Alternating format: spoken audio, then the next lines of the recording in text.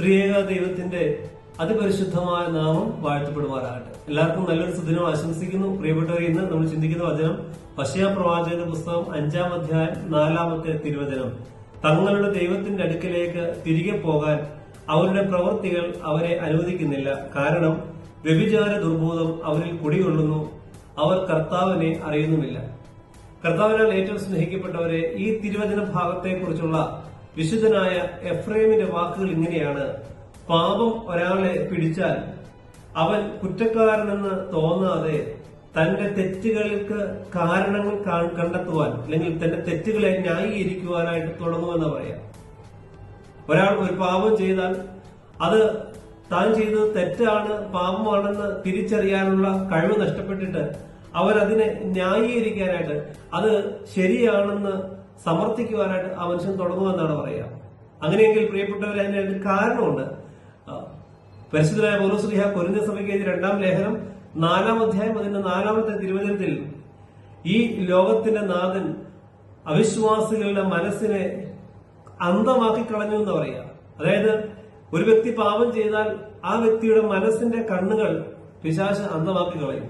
അതുകൊണ്ട് സത്യം ഏതാണ്, യാഥാർത്ഥ്യം ഏതാണെന്ന് ഉള്ളത് തിരിച്ചറിയാനായിട്ട് അവന് സാധിക്കാതെ പോകും. വീണ്ടും വചനം പറയുന്നു, എബ്രായ ലേഖനത്തില് 3-ാം അധ്യായം 13-ാം തിരുവചനം, ഒരു വ്യക്തി ആവർത്തിച്ച് പാപം ചെയ്യുമ്പോൾ അവന്റെ ഹൃദയം കഠിന ഹൃദയമായിട്ട് മാറും. പിന്നെ സത്യം ഉൾക്കൊള്ളാനോ വചനം സ്വീകരിക്കാനോ അവന് സാധിക്കില്ല. അവൻ കൂടുതൽ തിന്മയുടെ അടിമത്തത്തിലേക്ക് കടന്നു പോകും.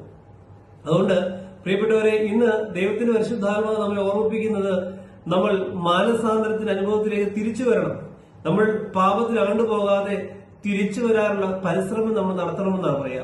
അതുകൊണ്ടാണ് ഹോശേയ പ്രവാചകന്റെ പുസ്തകം 5-ാം അധ്യായം അതിന്റെ 15-ാം വചനം, അവർ തങ്ങളുടെ തെറ്റുകൾ ഏറ്റുപറഞ്ഞ് എന്റെ സാന്നിധ്യം തേടുകയും തങ്ങളുടെ വ്യതയിൽ എന്നെ അന്വേഷിക്കുകയും ചെയ്യുന്നതുവരെ ഞാൻ എന്റെ വാസ്തവത്തേക്ക് മടങ്ങും. അതായത് കർത്താവ് പറയുന്നത് ഇങ്ങനെയാണ്: ഒരു മനുഷ്യൻ തന്റെ തെറ്റുകൾ ഏറ്റുപറഞ്ഞ് ഉപേക്ഷിച്ച് കർത്താവിലേക്ക് മടങ്ങി വരണം. ഒരു തിരിച്ചുവരവിന്റെ, ഒരു അനുരഞ്ജനത്തിന്റെ അനുഭവം ഓരോ വ്യക്തിയുടെ ജീവിതത്തിലും ഉണ്ടാകണം. അതുകൊണ്ട് പ്രിയപ്പെട്ടവരെ, ഇന്ന് പരിശുദ്ധാത്മാവിന് സഹായം തേടി പ്രാർത്ഥിക്കാം. പാപബോധവും പശ്ചാത്താപവും നൽകുന്ന പരിശുദ്ധാത്മാവെ, നീ എന്റെ ഉള്ളിലേക്ക് കടന്നു വന്ന് എന്റെ ജീവിതത്തിലെ കുറവുകൾ കണ്ടെത്തി അതിനെ പരിഹരിച്ച് തമ്പുരാനുമായി, ദൈവവുമായുള്ള ബന്ധം പുതുക്കുവാൻ എന്നെ സഹായിക്കണമേ. ഞാൻ ചെയ്തു പോയ പാപങ്ങളെ ഓർത്ത് പശ്ചാത്തപിച്ച് തമ്പുരാന്റെ സന്നിധിയിലേക്ക് മടങ്ങി വരുവാൻ എന്നെ സഹായിക്കണമെന്ന് പ്രാർത്ഥിക്കാം. അതിന് ഈ വചനഭാഗം ഇടയാകട്ടെ. സർവശക്തനായ ദൈവം നിങ്ങളെല്ലാവരെയും വാഴ്ത്തി അനുഗ്രഹിക്കുമാറാകട്ടെ. ആമേൻ.